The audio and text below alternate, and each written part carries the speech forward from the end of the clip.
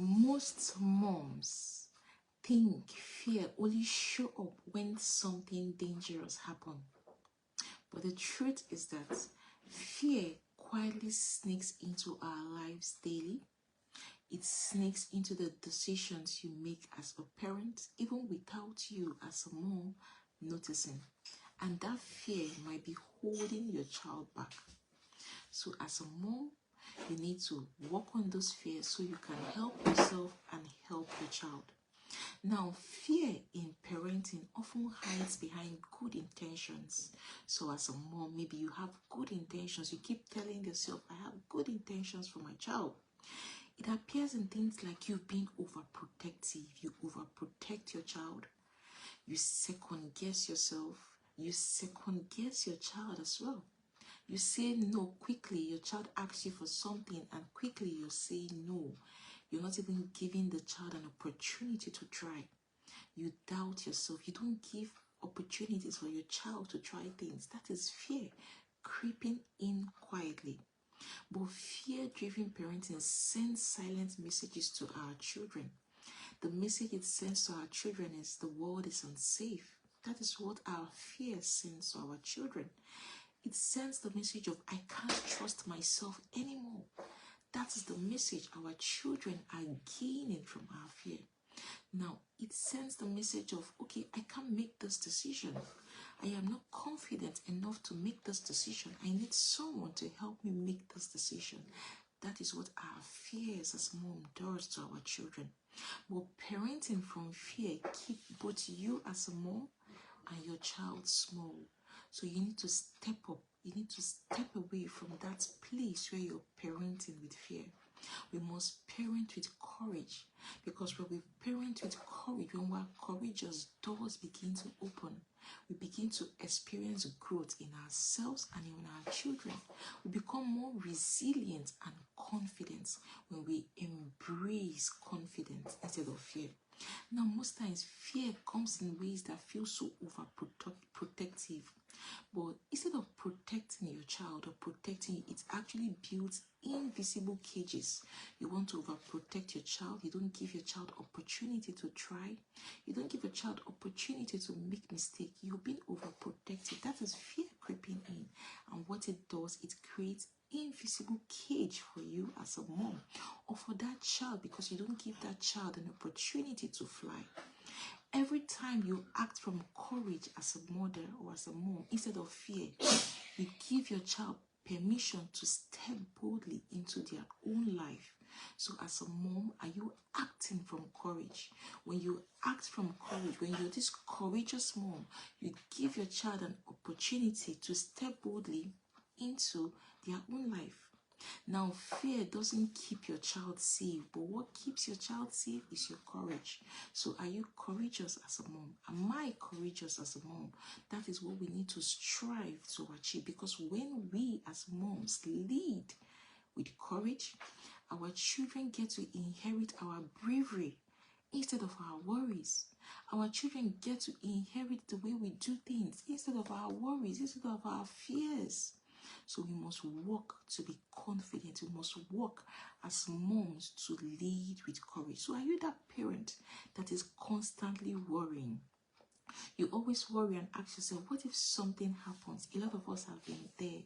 You're always scared. You always predict the future in a negative light or in a negative way. Even before the thing happens, you're constantly worrying.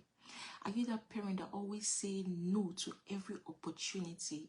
You say no to your child going to play with someone that you know the values of the person somehow aligns with yours. You say no to trips. You say no to activities. You say no to your child going out to try to play. You say no to so many things. You say no to your child even making mistake. Are you that kind of parent? Do you say no without even checking the benefits of why your child needs to carry out that activity because of fear? Are you that parent that overthink your decision? You want to make a decision, you think, you ask so many people, and you're not making the decision yet. You're just stuck. analysis paralysis. You just stuck. You overthink your decision. You create anxiety in your home. Are you that parent that creates anxiety in yourself? You're always anxious. Things make you anxious. Before something happens, you're anxious. You're anxious. You create the space in your home. It's anxious. Are you that parent that hold back your children's independence because of your personal fears, because of your traumas, because of what you've been through? You hold back the independence of your children. Your children want to fly. They want to try out things, but you keep on holding them back. You keep on telling them no because of your fears, because of your inadequacies, because of your traumas. You need to deal with yourself. We need to work on ourselves as mom. Do you confuse fear with love? Do you believe that fear means they are being your? Do you think that fear means you're a caring parent? Are you confusing the two? The truth is that love and fear are totally different, and we must work to avoid raising our children as moms, raising ourselves with fear. Do you feel exhausted probably after doing all those things? You feel uncertain of your own abilities and the abilities of your children. That is fear creeping in. So how can we begin to work on these fears? Number one, we must spot the fear. So as a mom, you must spot that fear. I must spot my fears. We must spot our fears. So identify one daily moment where fear speaks. For example, it speaks in ways like, I can't let my child try this. When you feel, well, this is too risky, when you don't give your children opportunities to try, identify the fear. Spot that thing that makes you scared. That is the first solution to we working on our fears. Self-awareness is the first solution. Number two, ask the courage question. Instead of asking what could go wrong, ask what could go right. Instead of always being in this place of being negative, you always predict things to happen in a negative way or things not turning out the right way. Why not we flip it and ask what can go right? What if this thing works? What if it goes right? So number one, how we can navigate through our fears. You spot the fear, ask the courage question, what if this thing goes right? Then number three, reframe fear as guidance. If fear arises, treat it as an information. Treat fear as something you need to work on. Don't treat fear as an instruction. Don't treat fear like an instruction. You need to act on it. We should treat fear like an information. Ask yourself, is this real danger or is this my doubt? Am I just being scared? Am I just feeling doubt? How am I feeling? So treat fear as an information. Treat it as something that you need to work on to make better decisions, not as an instruction. Don't see fear like this is what I must do because I am scared.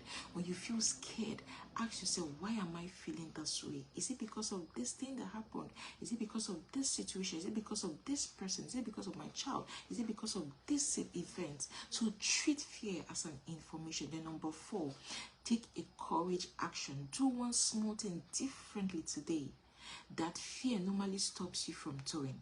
What is that thing you want to do that fear stops you from doing? You must do it. You can't just give it a try. All you need to do is to start. What is that thing you've been willing to do, but you've been stopped by fear? Tell yourself today, I am going to go ahead and do that thing. So also let your child try something on their own. Say yes instead of no. Your child wants to try to put on their dress, to put on their shoes. Say yes instead of no. And when they make mistake, use it as an opportunity to teach them. So we've listed 4 ways we can work on our fears. Number one, you spot the fear. Number two, you ask the courage question. Ask what if it goes right. Reframe fear as guidance. Use your fear as an information, not as an instruction for you to act. Number four, take a courage action. Then we must always remember as moms, fear whispers, stay small. Fear constantly whispers to you, to us as moms, to stay small. But courage says you should grow big. You're not meant to be small. I am not meant to be small. We are not meant to be small. We are meant to grow big. So we must work to grow big. We must move away from that voice of fear that tells us to stay small and grow big. Your child does not need a mom who avoids every risk. Your child does not need that mom that constantly run away, shed themselves, or avoid every form of risk. Your child, my child, our children need a mom who shows them how to face life with strength. Are you showing your child how to face life with strength? That is what we need to do as moms. We must show our children how to face life with strength by modeling the right values, by modeling courage instead of fear. Remember, fear doesn't keep your child safe. What keeps your child safe is courage. What keeps you safe as a mom is courage. So we must work to be courageous and step away from that state, that space of being scared or being fearful. I believe this video has been so helpful to you. Please like this video, share this video, please subscribe to our YouTube channel, The Renewed Parent Academy. And my name is Chioma Odikolu. Thank you very much for your time. I really do appreciate your time, and I do not take your time for granted. Have a good day till I come your way next time. Bye.